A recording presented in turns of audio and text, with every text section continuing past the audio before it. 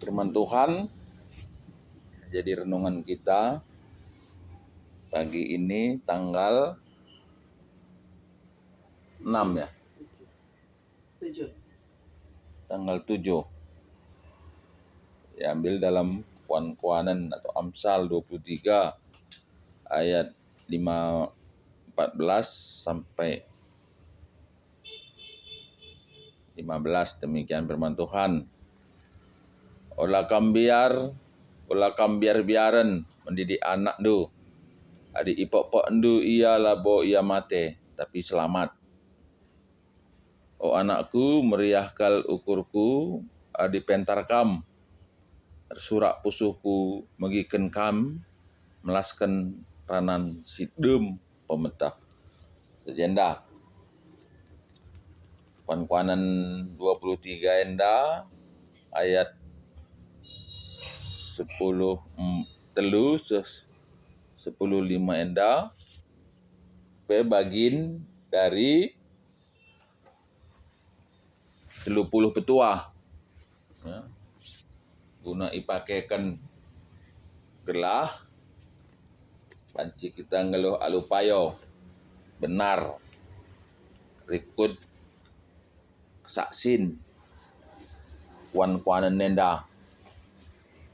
Nah, tanah bagi nenda tentu prioritas entah P khusus man anak-anak ya. Karena anak-anak pasti denggo jadi orang tua ya. Janah tentu hendak kam pagi kundari ipeseh kami man ya kalian yang anak-anak, tapi pada waktunya nanti kalian juga menjadi orang tua, dan ini juga nanti yang tentu kalian lakukan gitu ya. Nah, jadi kitab Amsal ini adalah kitab yang ditulis oleh orang-orang yang memang sudah memperhatikan gitu ya, memperhatikan bagaimana pola kehidupan orang-orang gitu ya. Orang-orang yang mereka lihat di endingnya itu seperti apa gitu. Jadi ada anak yang mungkin melakukan sesuatu apapun dibiarkan saja, wah hasilnya buruk gitu ya. Tapi bagaimana anak yang juga sama pola hidupnya tapi diperlakukan dengan ya dia bilang sini tadi ya pukul aja. Kalau memang dia itu keliru ya dipukul aja, bukan dia nggak akan dia mati, tapi justru dia selamat. Nah, karena dalam teks yang lain katanya, ketika kita membiarkan anak kita itu melakukan sesuka hatinya, maka sebetulnya kita itu sedang mendukung dia masuk kepada jurang. Ketika kita membiarkan anak itu melakukan sesuatu yang tidak benar, mungkin oleh karena kasih sayang dan lain-lain, maka sebetulnya kita itu sudah ikut mempersiapkan dia masuk kepada jurang yang dalam. Nah, khusus dalam petuah ini dia bilang jika keliru, ya anak-anak ini kan kadang-kadang, karena karakter anak ini kan karakter raja katanya kan, suka-suka hati dia. Sehingga peran serta orang tua dalam hal ini ditekankan. Ya tentu memperhatikan. Nah kalau perlu ya tentu dinasehati. Dan mungkin juga ya anak-anak itu karakternya seperti hewan kadang-kadang. Makanya perlu dipukul. Kadang-kadang orang kalau disampaikan ke telinganya dia tidak ingat. Tapi ketika dipukul secara fisik mungkin itu menjadi sesuatu yang menjadi ingat gitu loh. Menjadi lebih paham bahwa itu adalah sesuatu yang tidak boleh, yang tidak boleh. Nah, itulah cara mendidik.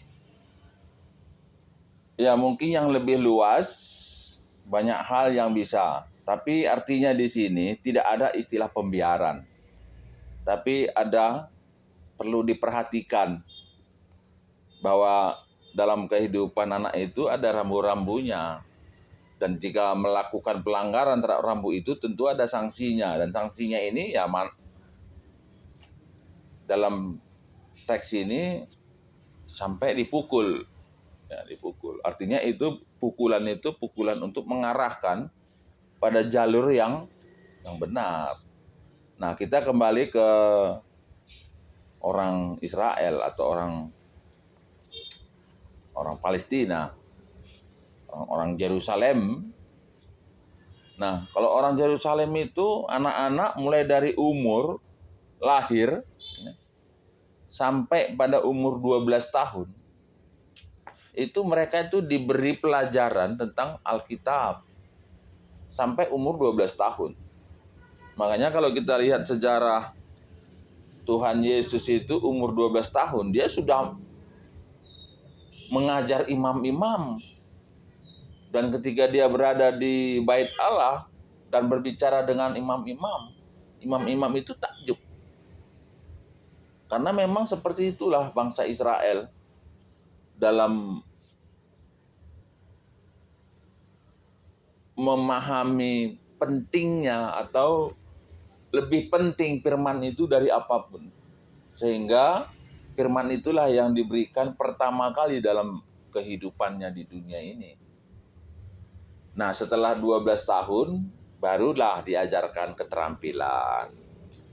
Apakah itu membuat layang-layang atau membuat tenda ya seperti Rasul Paulus ya.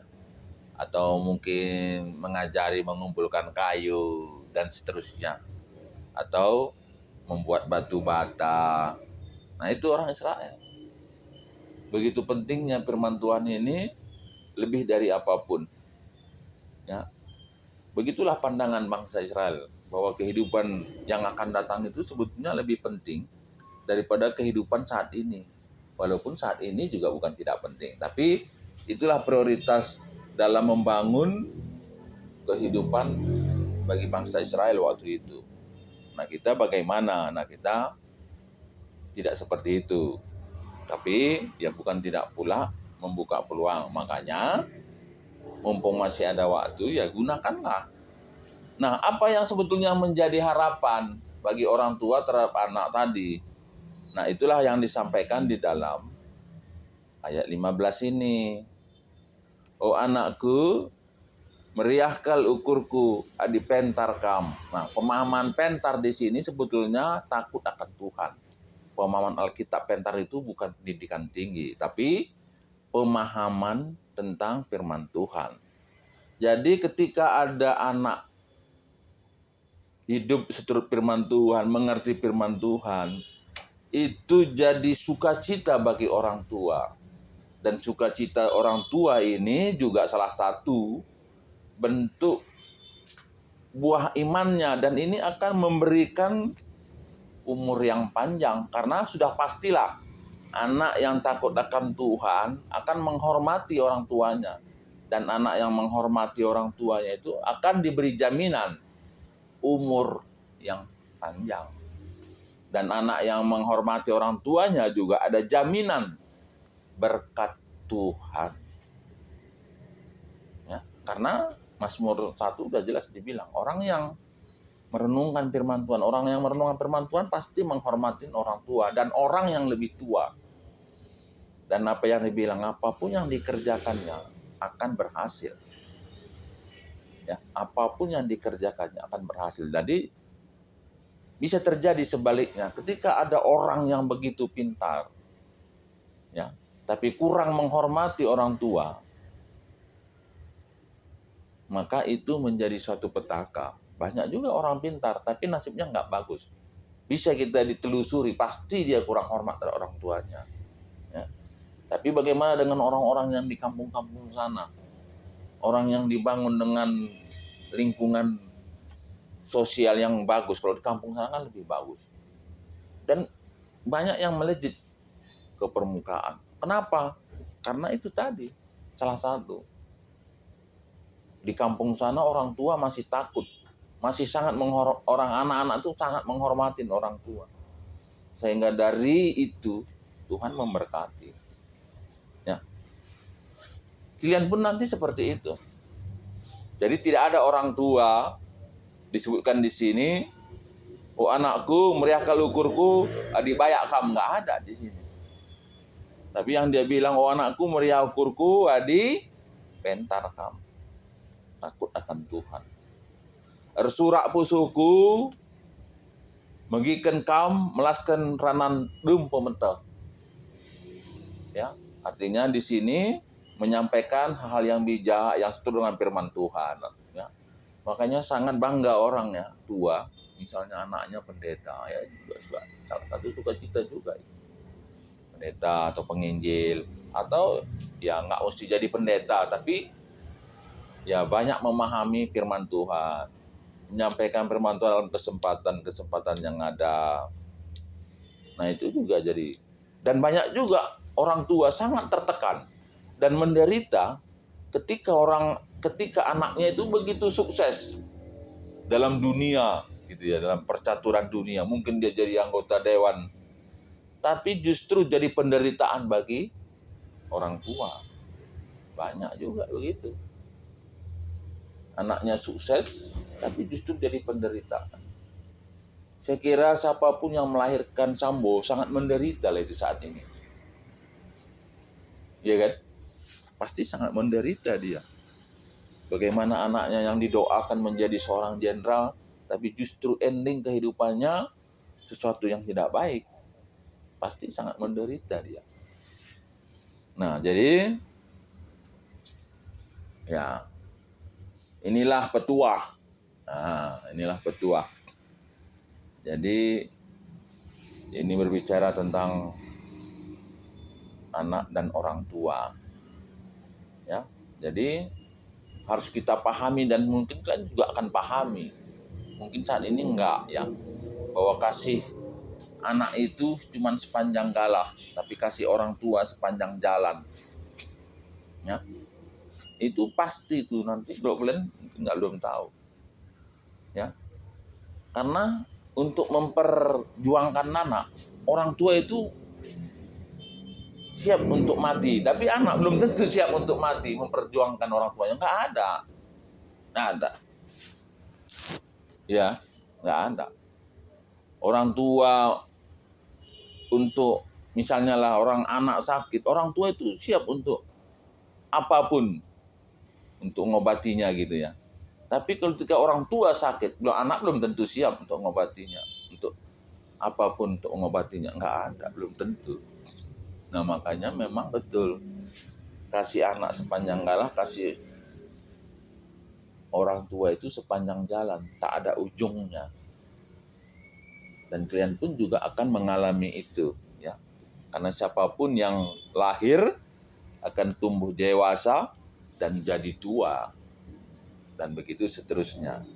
Nah, kita diingatkan dalam petuah ini supaya kita hidup benar, menghuli, ikut kata di Bata, ini sudah dibuat petuahnya, guna diikuti.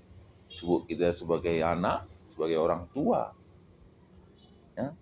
Sekali nari, oh anakku, meriahkan ukurku, nari pentar kam. Surak pusuku mengiken kam, melaskan ranan sidem pemetang. Jangan coba-coba berbohong. Ya, jangan berbohong. Setiap kali perkataan bohong itu satu lemparan batu di kepala kita itu.